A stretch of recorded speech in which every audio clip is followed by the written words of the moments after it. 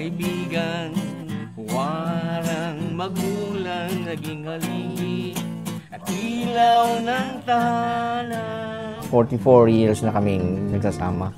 Sa music po ako kasi I play the organ and the guitar. Madalas sa gabi ang trabaho ko. So umuwi ako umaga.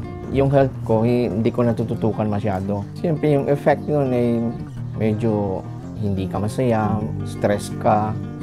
Dahil nga doon siyempre, kung iisipin mo, yung mga nagawa mo. Actually, ito siguro mga 3 or 4 years ago. Kasabay pa nun yung mga financial problem. Kailangan ko ng pera para sa recording. Kaya doon medyo nanghihina ako. Actually, nung tinake ko yun, 1 week lang talaga. Pinagtsagaan ko kasi sabi nila, maganda to, maganda to. So, thanks God, sabi ko, maganda itong effect ng Emergen sa akin. Maaga pa, talagang gigisingin ka niya. Mas nauna pa siyang gumising. So, kaya nga, very happy kami ni Mrs. dahil nauuna pa sa akin. Para maiwasan nila yung nangyari sa akin. Actually, 9 o'clock, sleep na kami talaga ni Mrs. Ginagawa na namin routine yun. Nung mag-Emergen kami, ang galing.